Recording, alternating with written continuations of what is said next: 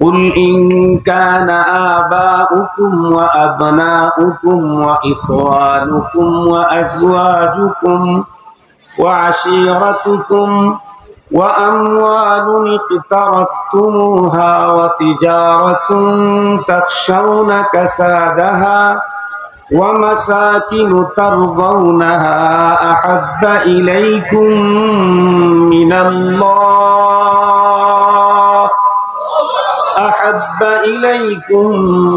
الله ورسوله وجهاد في سبيله فتربصوا حتى يأتي الله بأمره والله لا يهدي القوم الفاسقين।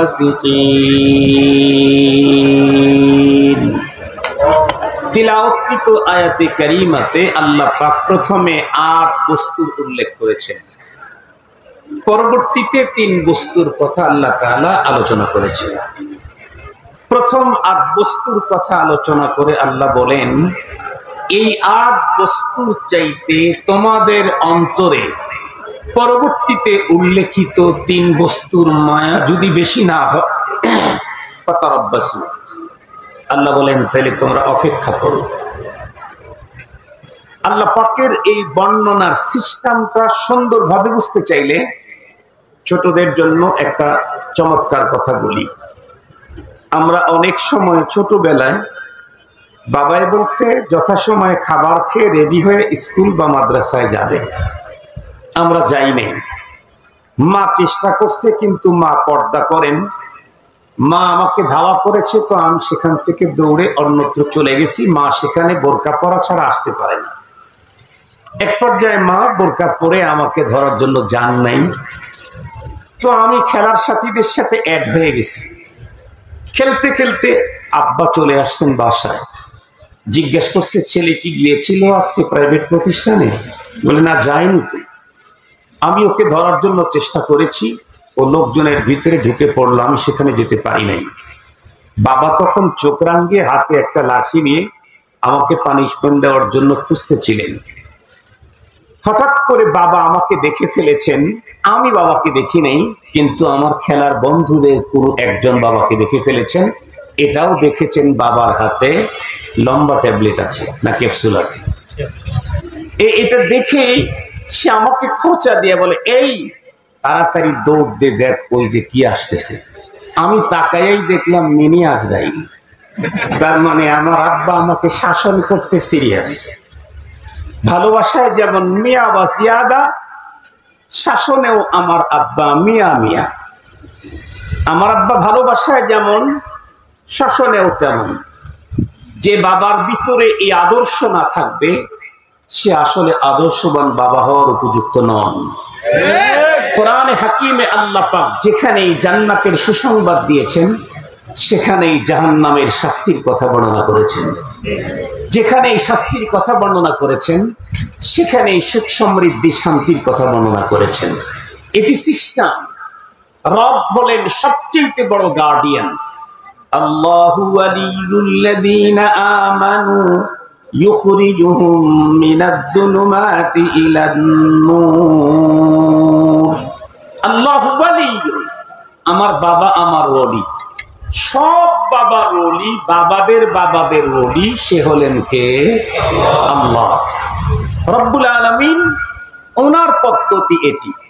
বাবা যিনি হবেন তাকে আদর্শ ভালোবাসা দিতে হবে, আবার তাকে নীতি নৈতিকতা ভ্রষ্ট হতে থাকলে যথা উপযুক্ত পানিশমেন্ট, শাসন এটা বাবাকে করতে হবে। সেদিকে আমি যেতে চাই না। অভিভাবক সমাবেশ তো না আজকে। যদি অভিভাবক সমাবেশ হতো তাহলে অভিভাবক অভিভাবিকাদেরকে কোরআন এবং হাদিস থেকে সে আলোচনা শোনায় দেওয়া যেত। আজকে যেহেতু প্রাইভেট মাদ্রাসা অ্যাসোসিয়েশনের একটা পুরস্কার, সাথে সাথে মহানবী সাল্লাল্লাহু আলাইহি ওয়াসাল্লামের জন্মের এ মাস রবিউল আউয়াল, সিরাতুন নবী সাল্লাল্লাহু আলাইহি ওয়াসাল্লাম সম্মেলন, সঙ্গত কারণেই সিরতি আলোচনাটাই হতে হবে।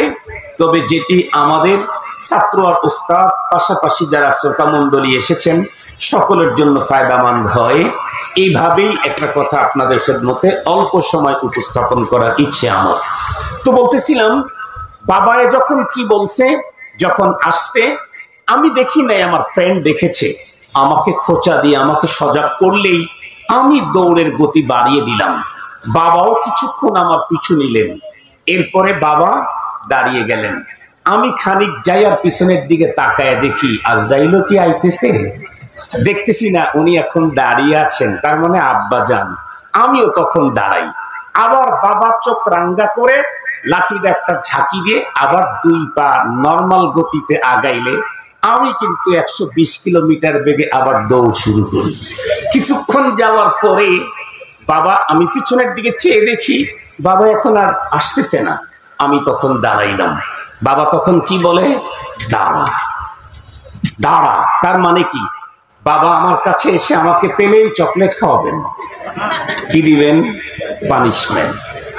বাবা যেমন তার অপরাধী ছেলেকে ধাওয়া করার পরে বলে দাঁড়া, রব্বুল আলামিন এই আয়াতে কারিমাতে যাদের অন্তরে 8 বস্তুর চাইতে পরবর্তী উল্লেখিত 3 বস্তুর মায়া কম, তাদেরকে বলছেন দাঁড়া। তার মানে ফাতারাব্বাসু, দাঁড়াও, হাত্তা ইয়াতি আল্লাহু বিআমরি, দাঁড়াও দাঁড়াও। কি? আল্লাহ পাকের আযাব, আল্লাহ পাকের শাস্তি। যেই 3 বস্তুর মায়া আমার অন্তরে পৃথিবীর সবকিছুর চাইতে বাড়াতে হবে, কোরআনে আল্লাহ আমাকে নির্দেশ দিয়েছেন, সেই 3 বস্তুর মাঝখানকারটাই হলেন মুহাম্মাদুর রাসূলুল্লাহ সাল্লাল্লাহু আলাইহি ওয়াসাল্লাম। আল্লাহ বলেন মিনাল্লাহ ওয়া রাসূলিহি ওয়া জিহাদিন ফি সাবিলিহি। 3 বস্তু, আল্লাহ, রাসূলুল্লাহ, জিহাদ ফি সাবিলিল্লাহ। এই 3 বস্তুর মায়া প্রতিটি মানুষের অন্তরে নিজের পিতার চাইতে বেশি হতে হবে, মাতার চাইতে বেশি হতে হবে, সন্তানের চাইতে বেশি হতে হবে, স্ত্রীর চাইতে বেশি হতে হবে, স্বামীর চাইতে বেশি হতে হবে, রিলেটিভদের চাইতে বেশি হতে হবে, ভাই বোনদের চাইতে বেশি হতে হবে, ব্লাড কানেক্টেড যারা আছে তাদের চাইতে বেশি হতে হবে। তাছাড়া আল্লাহ পাকের আযাব, যেই মহামানবের মায়া আমার অন্তরে অন্য সকলের চাইতে বেশি না হলেই আযাবের ধমকি আমাকে দেওয়া হয়েছে, সেই মহামানবের মহান আলোচনার বরকতপূর্ণ এ মজলিস, এখান থেকে তো আগে উঠে যাওয়ার কোনো সুযোগ, কথা বলেন না কেন? আর এই মজলিসে আমি উপস্থিত হতে পেরেছি, তাহলে আমার জাহে কিসমত, এটা আমার কপাল, এটা আমার কিসমত। আমি মহানবী সাল্লাল্লাহু আলাইহি ওয়াসাল্লামের জন্মের এই মাসে মহানবী সাল্লাল্লাহু আলাইহি ওয়াসাল্লামের চরিত্রের মাধুর্যতা থেকে, মহান চরিত্র থেকে 2-3টা কথা আপনাদের খেদমতে উপস্থাপন করতে চাই। তার আগে একটা কথা বলতে চাই। একটা কথা আমাদের প্রত্যেকের মাথায় থাকা দরকার, মানুষ মানবতার ইতিহাসের সবচেয়ে বড় ঘটনা এই পৃথিবীতে মানবতার মহান শিক্ষক মুহাম্মাদুর রাসূলুল্লাহর জন্মগ্রহণ করা। এর চাইতে বড় ঘটনা এই পৃথিবীতে মানবতার জন্য আর কিছু হতে পারে না। সেই ঘটনাটা ঘটেছিল এখন থেকে 15 বছরের অধিককাল আগে মক্কাতুল মুকাররমায়, যেই মাসে, সেই মাসটার নাম রবিউল আউয়াল। কিন্তু মজার কথা হলো, রবিউল আউয়ালের কোন তারিখে নবীজি জন্ম নিয়েছিলেন এ নিয়ে যথেষ্ট পরিমাণে মতবিরোধ আছে। নবীজির জন্ম কি 1 তারিখ, নাকি 2 তারিখ, নাকি 8 তারিখ রবিউল আউয়ালের, নাকি 12 তারিখ, এ নিয়ে কিঞ্চিত আলোচনা আপনাদের খেদমতে পেশ করছি। 12 তারিখের বিষয়টা বাররে সাগীরের ভিতরে সবচেয়ে বেশি প্রসিদ্ধ হয়েছে, মাগার এটার দলিলিক তাত্ত্বিক কোনতম নির্ভরযোগ্য কোনো সূত্র খুঁজে পাওয়া যায় না। কেউ বলেছেন 8 তারিখ নবীজির জন্ম, কেউ বলেছেন 1 তারিখ অথবা 2 তারিখ। ঐতিহাসিকগণ লিখেছেন। বাংলাদেশের কোনো একজন বিজ্ঞ, প্রাজ্ঞ, বিদগ্ধ, বিচক্ষণ আলেমে দ্বীন, তার সাথে আমার একদিন কথা হচ্ছিল নবীজির জন্মের তারিখ নিয়েই। হুজুর আমাকে বললেন, মাওলানা, ইতিহাসের কিতাবে তো দেখা যায় 1 তারিখ অবলিক 2 তারিখ রবিউল আউয়ালের মহানবীজির জন্ম। তো হুজুর বলেন 1 তারিখ অবলিক 2 তারিখ, এটা 12 হয়ে গেল কেন? এটা আমার বুঝে আসতেছে না। হুজুর আবার পরেক্ষণে আমাকে বললেন যে আগে তো আসলে ছাপা টাপার মেশিনগুলি অত সুন্দর হতো না, অনেক শব্দ অনেক কিছুই কাটছাট হয়ে আসতো। এখন তো অনেক আধুনিক না অত্যাধুনিক? কথা বলেন না কেন? এখন কি আধুনিক না অত্যাধুনিক? অত্যাধুনিক। মোহতারাম হাজিরিন, অত্যাধুনিক খাওয়ার কারণে এখন অনেকটাই অনেক নিট এন্ড ক্লিন, স্বচ্ছ, ফ্রেশ, ক্লিয়ার। উনি বলেন হয়তোবা আগের কোন ছাপাখানায় 1/2 লিখেছেন, অবলিকটা ছাপাতে ওঠে নাই, তাই 1/2টা এখন 12 হয়ে গেছে। কথা কি বুঝাইতে পারছি আপনাদেরকে? আর এটাই আমাদের দেশ সহ বাংলাদেশে এটাই বর্তমান সুপ্রসিদ্ধ নবীজির জন্ম 12 তারিখ। খুব ভালো করে কথাগুলি মনে রাখবেন, গুরুত্বপূর্ণ একটা মেসেজ আজকের এদেশের মুসলমানদেরকে দিচ্ছি যতদূর পর্যন্ত আওয়াজ যায়। নবীজির জন্ম 1 তারিখ হোক, 2 তারিখ হোক, অথবা 8 তারিখ অথবা 12 তারিখ, তাতে আমাদের কোনো সমস্যা, কথা বলেন না, আমাদের কোনো সমস্যা নেই। কেন? যেহেতু নবীজির জন্ম উপলক্ষে শরীয়ত, কোরআন, খুদ রাসূল, হাদিস আমাদেরকে বিশেষ কোনো আমলের অর্ডার করেন নাই। বোঝেন কি কথা? নবীজির জন্ম উপলক্ষে ওই দিনে, ওই ক্ষণে, ওই দিনে কোরআন হাদিস আমাদেরকে বিশেষ কোনো আমলের অর্ডার করেন নাই। যেহেতু কোনো আমলের অর্ডার করেন নাই, সঙ্গত কারণে 1 তারিখ অবলিক 2 তারিখ 12 হয়ে গেলেও কোনো ঝামেলা নেই। কথা কি বুঝাইতে পারছি আপনাদেরকে? এখন কথা হলো, যদি এই দিনে নির্ধারিত কোনো আমল আল্লাহ আমাদেরকে দিতেন বা আমাদের জন্য যদি করণীয় থাকতো, তাহলে অবশ্যই রব্বুল আলামিন সেই তারিখটাকে আমাদের সামনে প্রয়োজনে জিবরাইলকে দিয়ে জানায় দিতেন। যেমন যেমন ইতিহাস, কোরআন, হাদিসে, শরীয়তে আছে। আপনারা সহজে বুঝবার জন্য বলছি, আল্লাহ পাক রোজা, হজ, যাকাত, জিহাদ এই জাতীয় বিধিবিধান আল্লাহ পাক আমাদেরকে দিয়েছেন জিবরাইল আমিনের মাধ্যমে তার রসুলের কাছে কোরআনের ওহী নাজিল করে। ঠিক বললাম কি? কিন্তু রব যখন চাইলেন পৃথিবীর মানুষকে নামাজ নামক মহা উপঢৌকন গিফট করবেন, তখন রব্বুল আলামিন স্বাভাবিকের পদ্ধতিটাকে চেঞ্জ করে ফেললেন, যেটা কোন নবীর ব্যাপারে কাউকেই কখনো এই জাতীয় হুকুম দেওয়ার জন্য কাউকে তার আরশ পর্যন্ত নেন নাই, কোন নবীকে নেন নাই। কিন্তু আজকে নামাজের ব্যাপারে আল্লাহ পাক তার প্রিয় হাবিবের জন্য স্পেশালি একটা পদ্ধতি আবিষ্কার করলেন। সেটি কি? আল্লাহ পাক তার হাবিবকে আমন্ত্রণ করলেন তার আরশে। আল্লাহ পাকের রসুল এক পর্যায়ে আরশে চলে গেলেন, রবের সাথে দেখা হলো, কোরআনে হাকিমে আছে। সংক্ষিপ্ত করে বলি, রব্বুল আলামিন পরবর্তীতে তার হাবিবকে এবং কিয়ামত পর্যন্ত আনেওয়ালা মানুষদেরকে রবের পক্ষ থেকে উপঢৌকন দিলেন 50 ওয়াক্ত সালাত নামাজ। পর 50 ওয়াক্ত কনসিডার করতে করতে শেষ পর্যন্ত কয় ওয়াক্ত? 50। 5 আদায় করতে হবে, কিন্তু মর্যাদায় 50। বলেন আদায় করতে হবে কত? মর্যাদায় কত? 50। 50 ওয়াক্ত সালাত দিলেন নবীজি, নিলেন 5 ওয়াক্ত নিয়ে চলে আসলেন।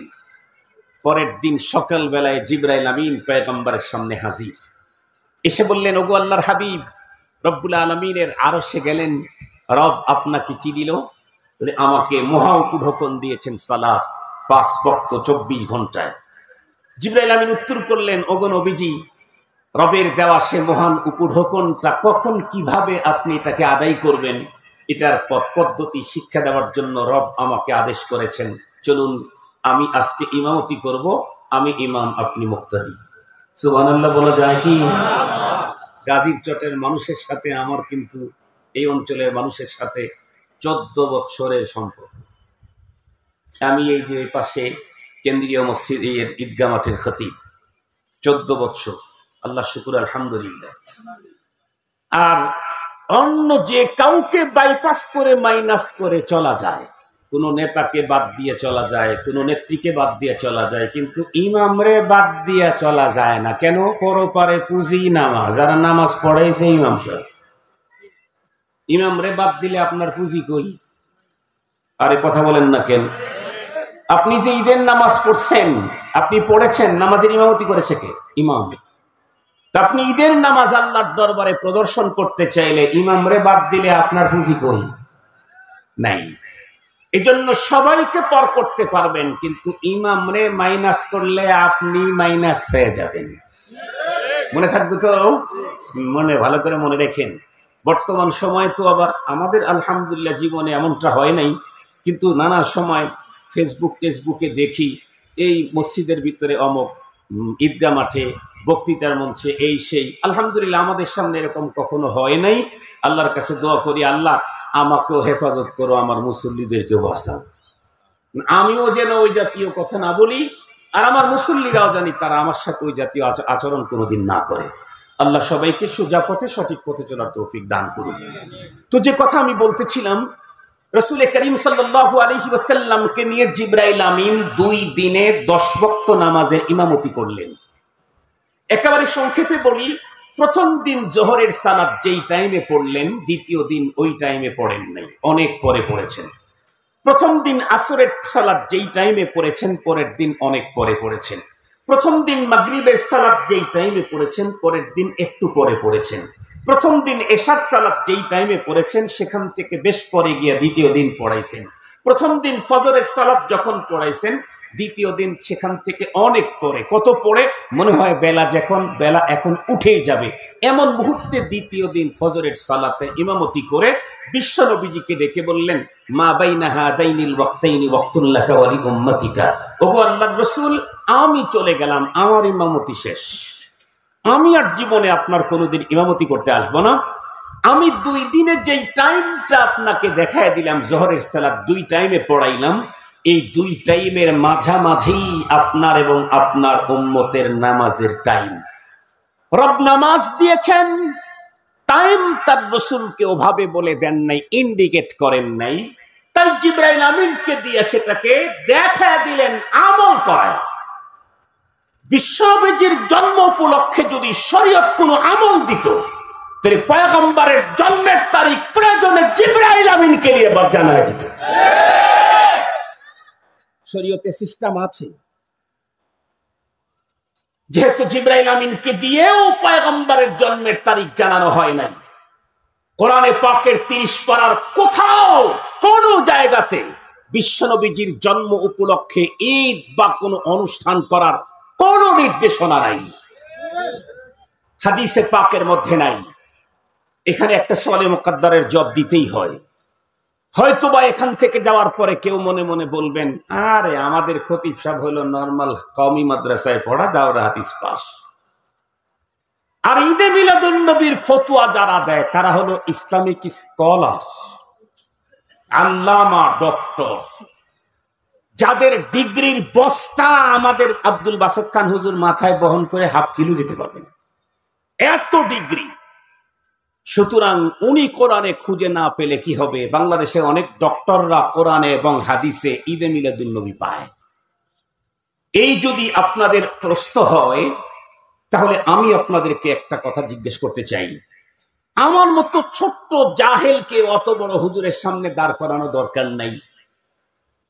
আমি একটা ছোট্ট জিজ্ঞাসা করি, আজকের পৃথিবীর যত ইসলামিক স্কলার আছে সবগুলাকে এক জায়গায় করলেও হযরতে আবু বকর সিদ্দিক রাদিয়াল্লাহু আনহু সমান হবে, হযরত ওমর ফারুক রাদিয়াল্লাহু আনহু সমান হবে, হযরত ওসমান গনি সমান হবে, হযরতে আলী রাদিয়াল্লাহু তাআলা আনহু সমান হবে। হযরতে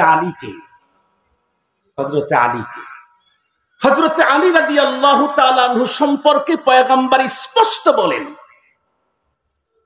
আনতা মিন্নি বিমনজিলাতে হারুন বিমূসা, তুমি আমার দিক থেকে তুমি কেমন? হারুন আলাইহিস সালাম মূসা আলাইহিস সালামের জন্য যেমন। কিন্তু আমার পরে আর কোন নবুয়ত নাই, এ কারণে তোমার ওই পথটা নাই। নবীজি আরো বলেন, আনা মাদিনাতুল ইলম আলিয়ুন বাবুহা, আমি হলাম জ্ঞান বিজ্ঞানের শহর, আর সেই শহরের সমস্ত জ্ঞান বিজ্ঞান বের হওয়ার সদর গেটটা হলো হযরত আলী। পৃথিবীর একজন মাত্র পয়গম্বরের সাহাবী যার সম্পর্কে মুহাম্মদুর রাসূলুল্লাহ সাল্লাল্লাহু আলাইহি ওয়াসাল্লাম এমন শব্দ ব্যবহার করেছেন আর কারো শানে এই শব্দ ব্যবহার করা হয় নাই।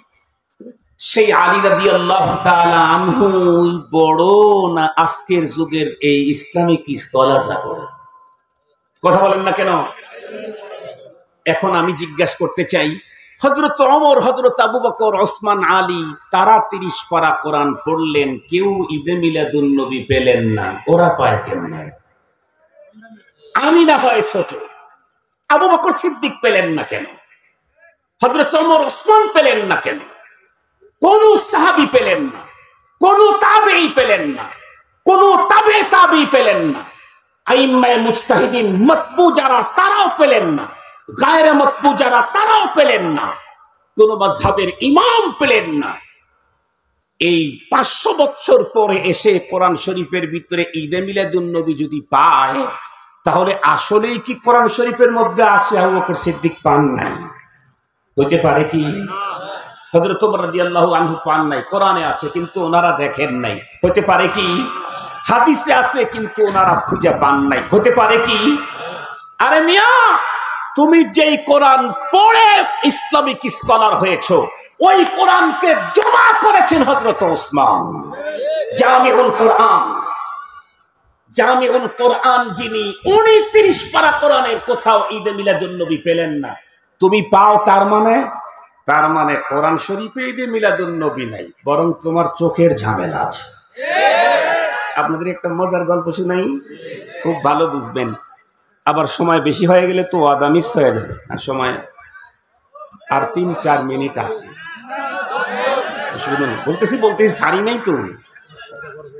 আমাদের এক মাদ্রাসার হুজুর মনে করেন সকালবেলা গ্যাসের ক্যাপসুল খাবে, তো ক্যাপসুলটা মাত্র খুলছে, খোলার পরেই বাহির থেকে মাদ্রাসার গুরুত্বপূর্ণ এক পদে ধরেন সভাপতি সব চলে আসছে না, সভাপতি খুব গরমের, কারণ পাওয়ার পার্টির লোক, পাওয়ার পার্টির লোক হইলে তো জমিনের মালিকানাই তাদের, কি বলেন? এরকম ভাব ছিল না আগে?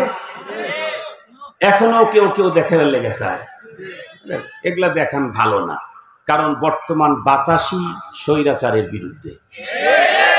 বর্তমান সিস্টেমই হলো, আগে যারা মন্ত্রী এখন সবাই হেলিকপ্টারে জায়গা হয় না, কেউ রশি ধরে ঝুলে ঝুলে যেতে হয়। এটা বর্তমান পৃথিবীতে বাতাস চলতেছে হলো, হেলিকপ্টারের ভিতরে জায়গা হবে না তো রশি ধরে ভেগে যেতে হবে। এটা বর্তমান বাতাস চলতেছে না দুনিয়ায়। এজন্য এখন কথা বলতে, আওয়াজ করতে বড় সাবধান। মোল্লাগোর সাথে জীবনে পারবা না। কেন? তোমার নেতা যেই হোক কোনো না কোনো একদিন মরবে, আর মোল্লার আল্লাহ আগেও ছিল, এখনো আছে। মোল্লা মইরা শেষ হবে, কিন্তু মোল্লার আল্লাহ মরবে না। কি বলেন? মোল্লা একদিন মারা যাবে, কিন্তু মোল্লা যে আল্লাহর পক্ষে কাজ করে, যার কথা বলে, উনি কোনদিন আল হাইয়ুল কাইয়্যুম, চিরঞ্জীব, মহা ক্ষমতার অধিকারী, শেখে। এজন্য মোল্লার সাথে পাল্লা দিও না, মোল্লার সাথে পাল্লা দিলে জীবনে পারবা না। চ্যালেঞ্জ। যাই হোক, ওটা আলাদা কথা, সেদিকে আমি যেতে চাই না। তো বাইরে আসছে, আইসাই হুজুর আসেন নাকি, বড় হুজুর আসেন নাকি? ও হুজুর একটু ভয় টয় করেন আর কি। তো দ্রুত বের হয়ে আসছে, হাতের ভিতরে ক্যাপসুলটা নিয়ে আসছে। বাইরে আইসাই অনেক কথাবার্তা বলা শুরু করছে, বলতেছে একটু ভিতরে বসেন। না, আমার সময় নাই, দুইটা কথা বলতে আসি, শোনেন। হুজুর হাতের ভিতরে ক্যাপসুল লাগছে, এখন ক্যাপসুল দেখে হাতের সাথে লেগে যেতেছে। ক্যাপসুল কিছুক্ষণ খুলে রাখলে সেটা কি হয়? গলে যায়। তো হুজুর এক ছাত্রকে ডাক দিচ্ছে, এই বাবু এদিকে আসো, আমার টেবিলের উপরে দেখো গ্লাসের ভিতরে পানি আছে, গ্লাসটা নিয়ে আসো। আজীব ইত্তেফাক, হুজুর যেই ছেলেকে পানির অর্ডার দিয়েছে ওই ছেলেটা হলো টেরা। টেরা চিনেন নাকি? একেরা দো বিনাত, ফার্সিতে বলে একেরা দো বিনাত। আমরা টেরা বলি হইল তাকায় থাকে একদিকে যায় আর একদিকে, আমরা ওইটারে টেরা বলি। ফার্সিতে টেরা কারে বলে? ফার্সিতে টেরার ব্যাখ্যা করেছে, একটারে যে দুইটা দেখে তারই বলে টেরা। হুজুর বলছে যে তুমি যাও, টেবিলের উপরে গ্লাস আছে, গ্লাস থেকে গ্লাস পানিটা নিয়ে আসো। ওই হুজুর আবার ঝাড় ফুকের কাজ করে, তদবির করে হুজুর। ছেলে ঘরের ভিতরে ঢুকাই দেখে টেবিলের উপরে গ্লাস দুইটা। ছেলেটা চিন্তা করলো, না জানি কোনটার ভিতরে ফুয়ানো আছে, কোনটা ফু ছাড়া, আমি কোনটা নেব। তো বাইরে গেছে, গিয়ে বলতেছে হুজুর টেবিলের উপরে তো গ্লাস আছে দুইটা, তো আমি কোনটা আনবো? হুজুর বললেন আমি একটা রাখছি, দুইটা হবে কেমনে? না হুজুর আমি ভালো করে দেখছি দুইটাই আছে। কেন? একেরা দো বিনা, একটারে যে দুইটা দেখে তেরা। হুজুর বলছে বেটা আমি রাখছি একটা, তুই দুইটা দেখোস, যা একটাই আছে ওইটা নিয়ে। আবার গিয়ে দেখে না সত্যি দুইটা। পরে ফিরে ফিরে এসে বলতেছে হুজুর আসলেই দুইটা আছে, এখন আমি ডানেরটা নিয়ে আসবো না বামেরটা নিয়ে আসবো? হুজুর রাগের চোটে বলছেন শোন, ওই যে লাঠিটা আছে না, বলে ওইটা নিয়ে একটা ভাঙবি আর একটা নিয়ে আসবি। ও যায় লাঠি দিয়ে একটাকে যখন আঘাত করছে, কয়টা ভেঙে গেছে? কথা বলেন না কেন? আসলে ও কি দুইটা ছিল না একটাই? ও দেখতে কয়টা দেখছে? দুইটা। একটাই যখন আঘাত করছে আর একটা এমনি ভেঙে গেছে। মোহতারাম হাজিরিন, আসলে কোরআনের কোথাও ঈদে মিলাদুন নবী নাই। তাই আবু বকর সিদ্দিক পান নাই, হযরত ওমর পান নাই, হযরতে আলী পান নাই, কোন সাহাবী পান নাই, কোন তাবেঈ পান নাই, কোন তাবে তাবিঈ পান নাই, কোন আইম্মায়ে মুজতাহিদিন পান নাই। এখন যদি কেউ কোরআনে ঢোকার পরে ঈদে মিলাদুন নবী পায়, আমরা তাদেরকে টেরা বলতে পারি। কি বলতে পারি বলেন? তার মানে চোখে সমস্যা। তার মানে কি? ওই চোখ খোলো, ওই চোখটা সরাও, সাহাবীদের চোখ লাগাও, আবু বকরি চোখ লাগাও, ওমরি চোখ লাগাও, ফারুকি চোখ লাগাও, ওসমানী চোখ লাগাও, সাহাবীদের চোখের মতো চোখ লাগাও। তখন আর কোরআন হাদিসের কোথাও ঈদে মিলাদুন নবী দেখতে পাবে না। মুহতারাম হাজিরিন, যেহেতু নবীজির জন্ম উপলক্ষে স্পেশাল কোন আমল, কোন বর্ডার কোরআনে নাই, হাদিসে নাই, সঙ্গত কারণে ওই তারিখ 2 হলেও সমস্যা নাই, অথবা 1 হলেও সমস্যা নাই, অথবা কাইটে গিয়া 12 হলেও কোনো ঝামেলা নাই। খুব ভালো করে বুঝবেন। কেউ যদি এখন জিজ্ঞেস করেন হুজুর সম্পূরক প্রশ্ন, কি সম্পূরক প্রশ্ন? তো হুজুর বুঝলাম কোরআন এবং হাদিস আমাদেরকে কোনো কিছু করার অর্ডার দেন নাই, কিন্তু নবীজি তার জন্ম উপলক্ষে কোনো আমল করেছেন, এমন কি প্রমাণ আছে? জি, এমন প্রমাণ আছে। এমন কোথায় আছে? তাহলে আমরা ডাবল সহি কথা বলি, ডাবল সহি। আমাদের বাংলাদেশে তো সহি হাদিসের ঠিকাদার কিছু আছে, আছে না নাই? তারা যেটাই বলবে সেটাই সহি, আর আমরা যেটাই বলবো সেটা জাল অথবা ভেজাল। কথা কি বুঝাইতে পারছি? ওই ভাইদেরকে বলি আপনারা তো শুধু সহি হাদিস বলেন, আর আমি আজকে যে হাদিসটা বলতেছি, হাদিস তো সহি সহি, এ হাদিস যেই কিতাবে লেখা আছে ওই কিতাবটাও সহি। কথা বলেন না কেন? ওই কিতাবটাও কি সহি? বুখারী, সহি মুসলিম। কথা বলেন না কেন? ওই কিতাবের নামই সহি না গায়রে সহি? সহি। সহি বুখারী, সহি মুসলিম। সহি মুসলিম শরীফের সহি হাদিসটা শোনাই। সাহাবায়ে কেরাম নবীজিকে জিজ্ঞেস করলেন, ওগো আল্লাহর রাসূল, আপনি সপ্তাহে সোমবারে রোজা রাখেন কেন?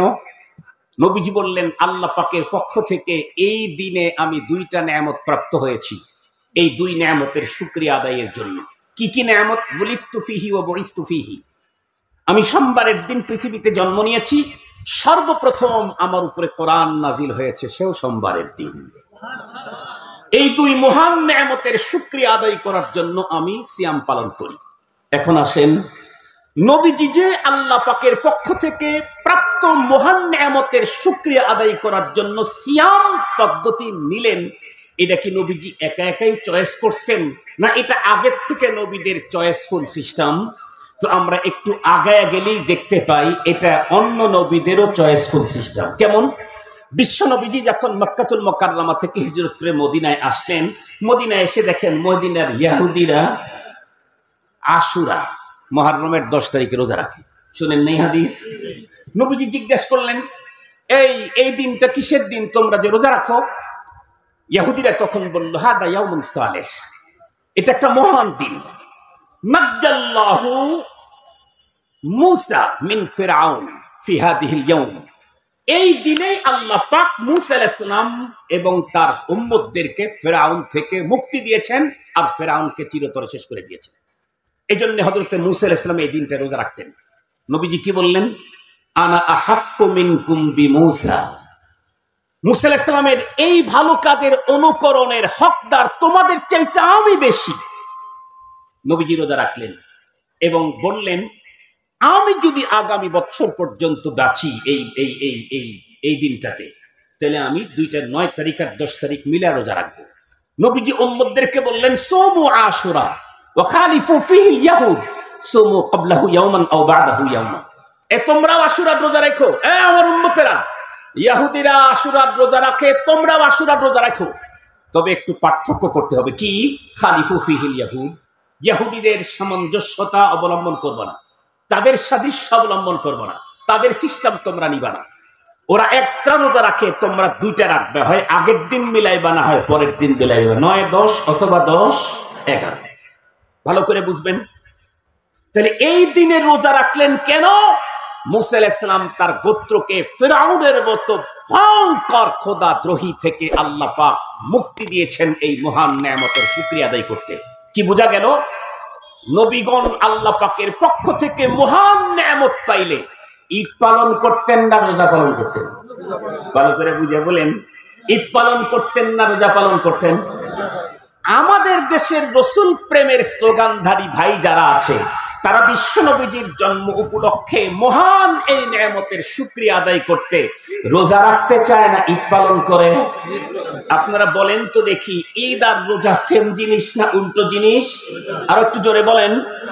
রোজা হয় হলো না খেয়ে, ঈদ হয় হলো খাওয়া দাওয়ার ধুমধামে।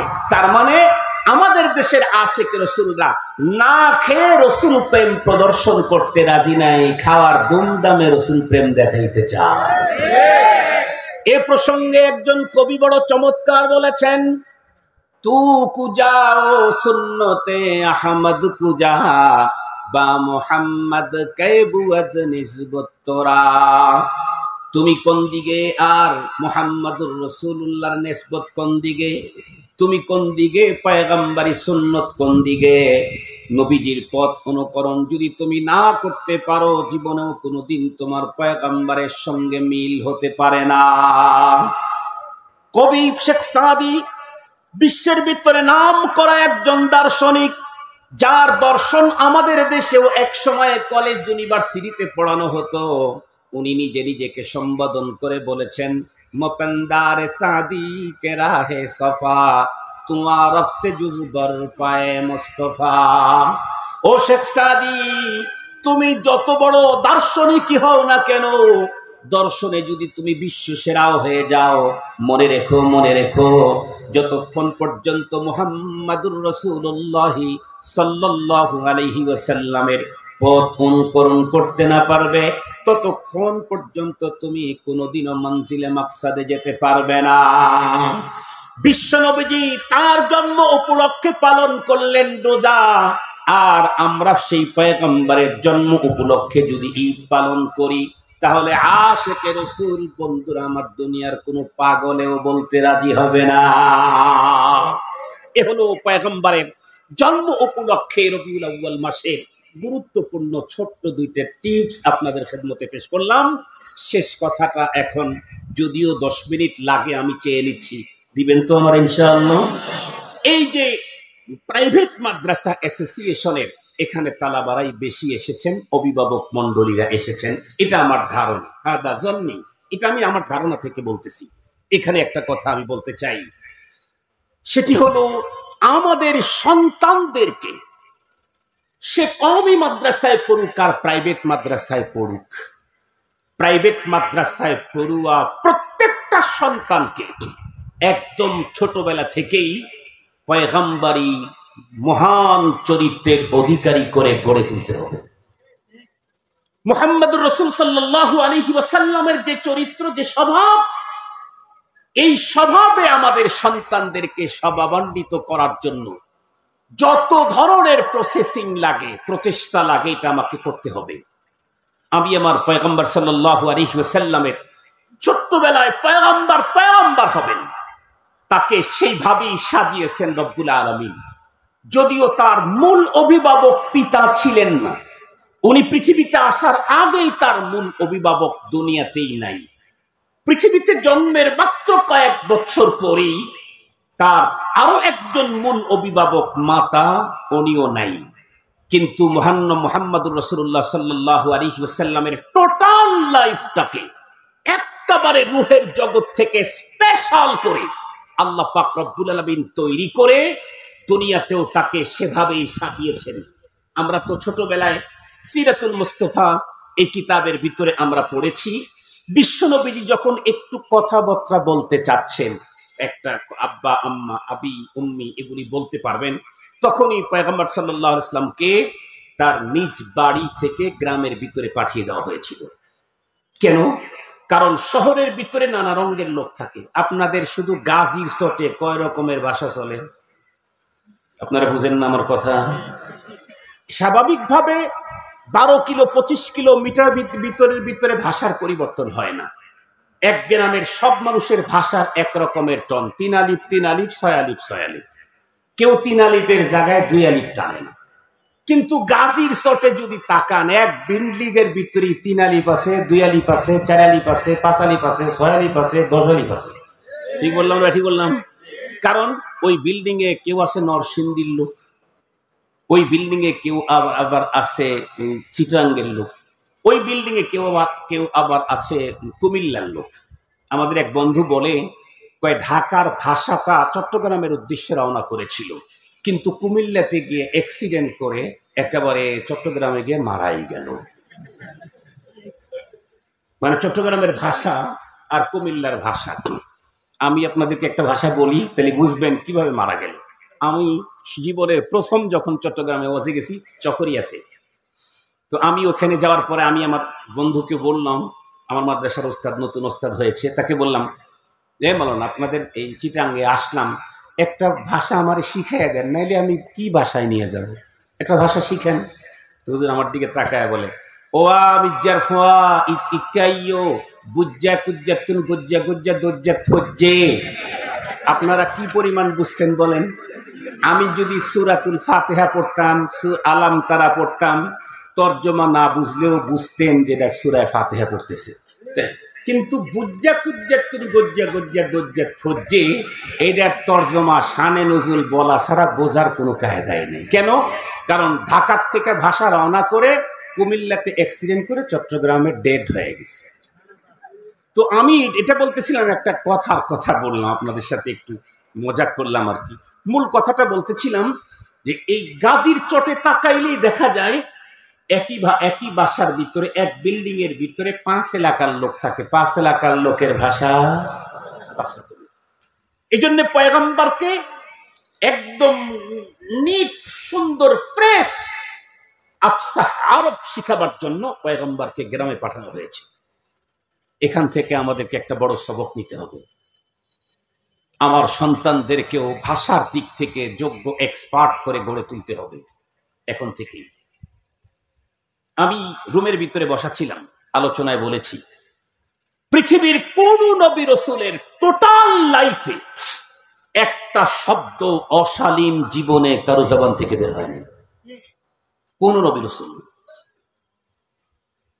পৃথিবীর একজন নবী দেখাইতে পারবেন না। হযরত মূসা আলাইহিস সালাম যে এত কড়া থাপ্পড় একটা লাগাইছে, তো আজরাইলের চোখ ফেটে বের হয়ে গেছে, এত কড়া, কিন্তু জীবনে কোনোদিন ফহুশ কথা তার জবান থেকে বের হয়নি, এত কড়া পয়গম্বর হওয়ার পরে।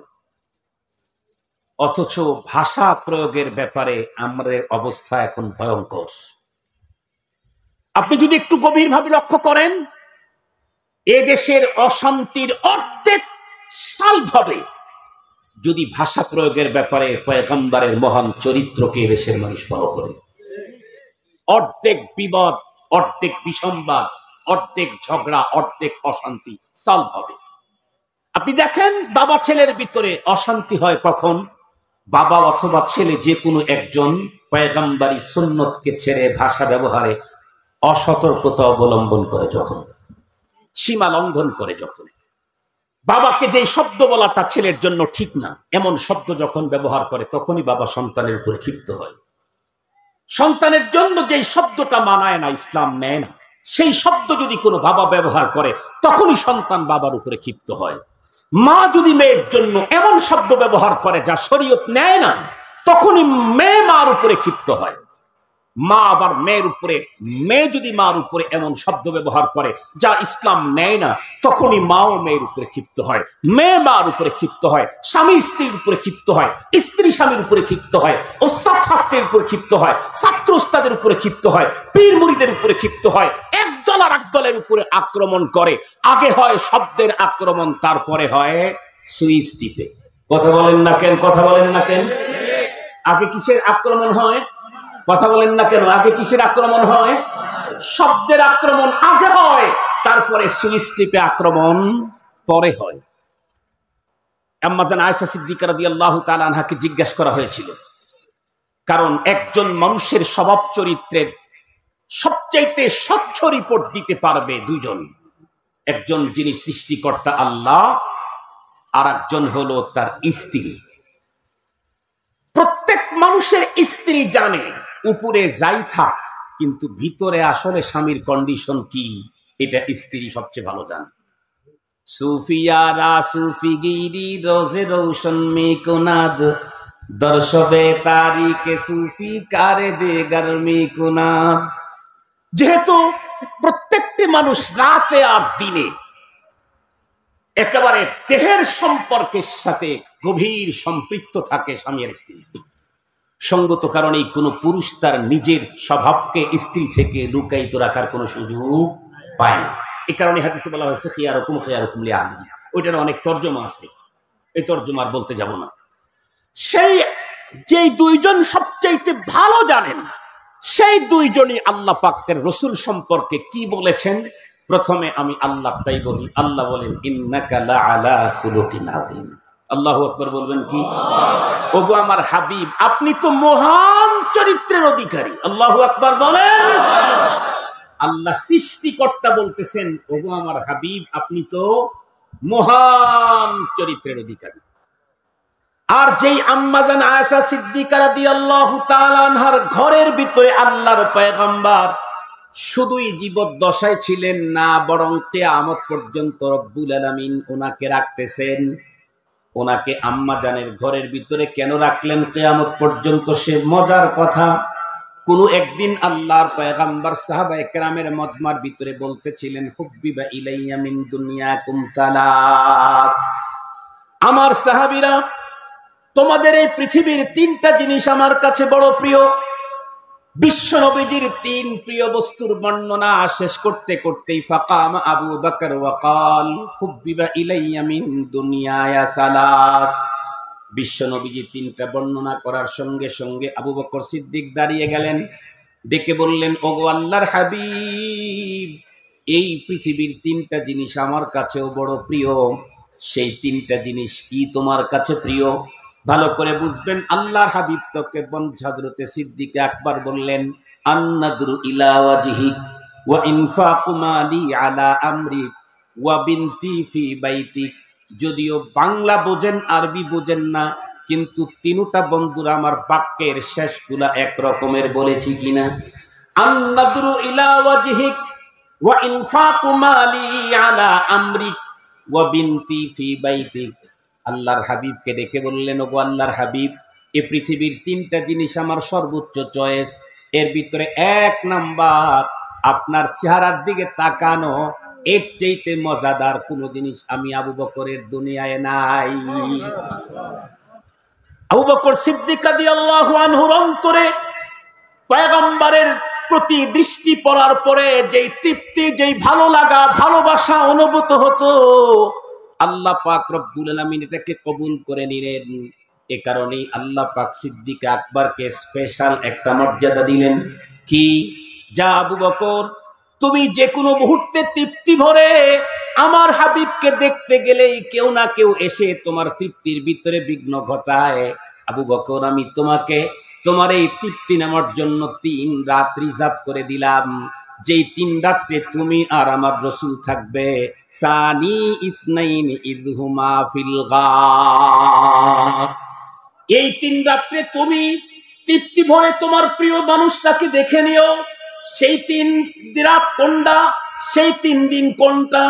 মক্কাতুল মুকাররমা থেকে হিজরতের পথে আল্লাহর পয়গম্বর গর্তের ভিতরে যেই 3 রাত ছিলেন গোপনে, বন্ধুরা আমার, ওই গর্তের ভিতরে শুধুই আবু বকর সিদ্দিক রাদিয়াল্লাহু আনহু এবং আল্লাহর পয়গম্বর সানি ইসনাইনি ইযহুমা ফিল গার।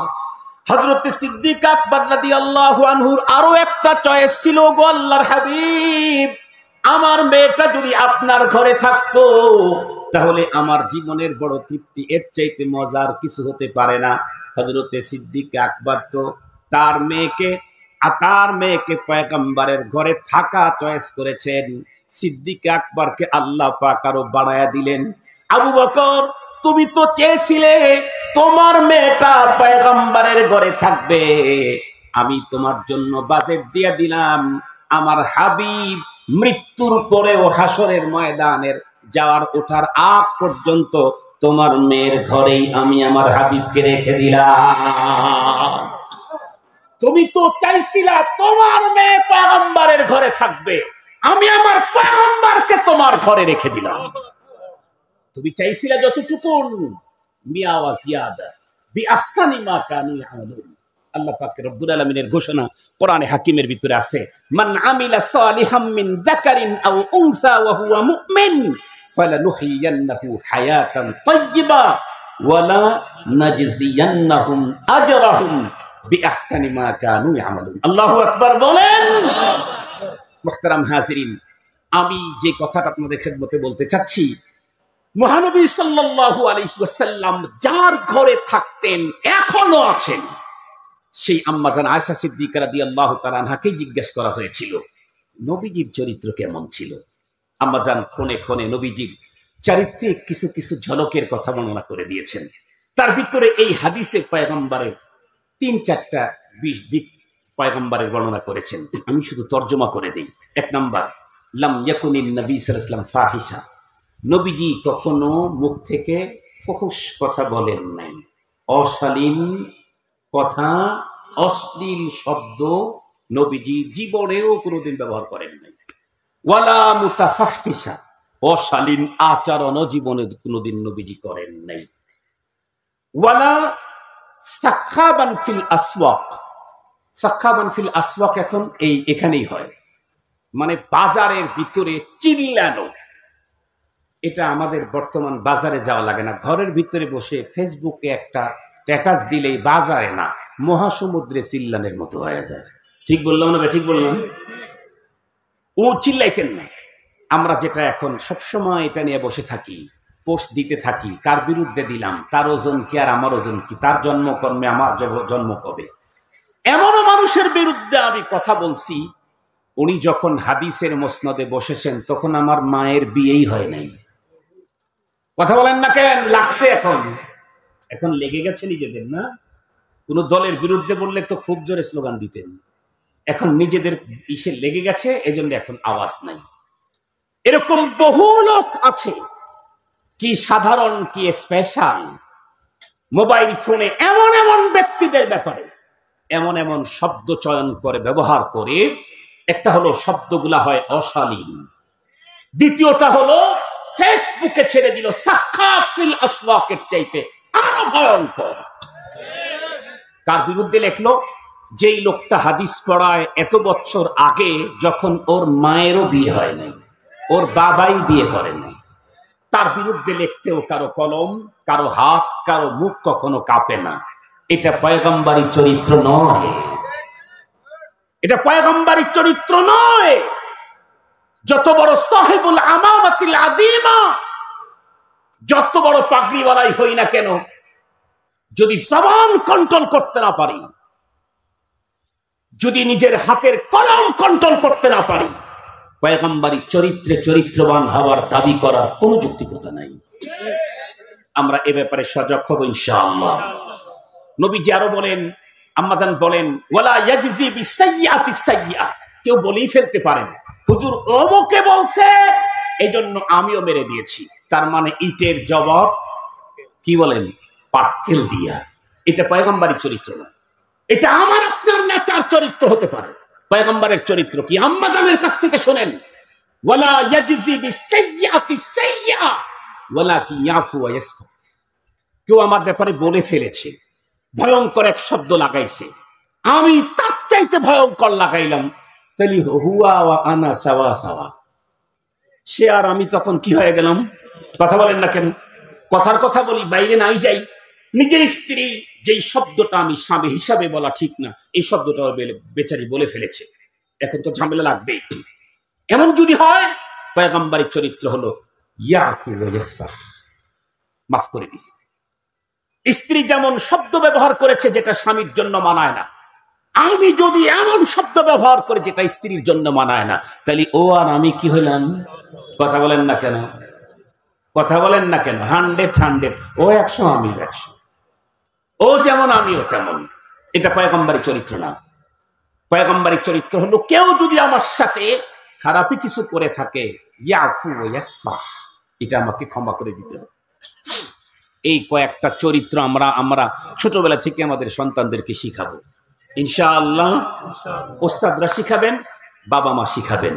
1 নাম্বার, কোনো অশালীন শব্দ, অশ্লীল ভাষা ব্যবহার করতে দেব না। রাজি আছি ইনশাআল্লাহ? অশ্লীল শব্দ কুকুরের জন্য ব্যবহার করতে পারবা না। আল্লাহর পাকের রাসূলের এক সাহাবী বলেন, আমি জীবনে পয়গম্বরের এই নসিহতের পরে আমি কোন কুকুর, কোন বকরিকেও জীবনে গালি দেই নাই। নবীজি বলছেন, লা তাসুববান্না আহাদা। শেষ করে দিচ্ছি মুহতারাম হাজিরিন, মনে থাকবে তো ইনশাআল্লাহ এই কথাগুলি। এটা আমার দিলের কথা, এটা আমার অন্তরের ব্যথার কথা। আমি ইনশাআল্লাহ আমার ছাত্রদেরকে, আমার সন্তানদেরকে, আমার নাতি নাতনিদেরকে শালীন শব্দ শিখাবো, অশালীন শব্দ মুখ থেকে বের করতে দেব না। শালীনতার আচরণ তারা আমি তাদেরকে শিখাবো ইনশাআল্লাহ। রাজি আছেন ইনশাআল্লাহ? এবং আমরা কখনোই বাজারের ভিতরে, ফেসবুকে, অমুক জায়গায় তমুক জায়গায় যে কথাটা ছড়ে যায়, অনেকে জেনে ফেলে, এই জাতীয় জায়গাতে জোর আওয়াজে পশু বেশি ভালো কথা হলে সেটা আমরা ছড়াইয়া দেব। কখনো নিম্নমানের কথা ছড়াবো না। অমূলক কোনো কাজ আচরণ থেকে আমরা বিরত থাকবো। আয় আল্লাহ, আপনি আমাদেরকে আপনার মহানবীজির মহান চরিত্রবান হওয়ার তৌফিক দান করেন। ওয়া আখিরু দাওয়ানা আলহামদুলিল্লাহি রাব্বিল আলামিন। আসসালামু আলাইকুম ওয়া রাহমাতুল্লাহি ওয়া বারাকাতুহু। 1 ঘন্টা 3 মিনিট কম। আবার পুরস্কার দিবেন? মাশাআল্লাহ, দেন তাড়াতাড়ি, কষ্ট করে। সৃষ্টিকুলের শ্রেষ্ঠ মানব, দেখিনি তোমায় কভু, ভেসে ওঠে তব নূর, তব ছবি, হৃদয় মানসে তবু।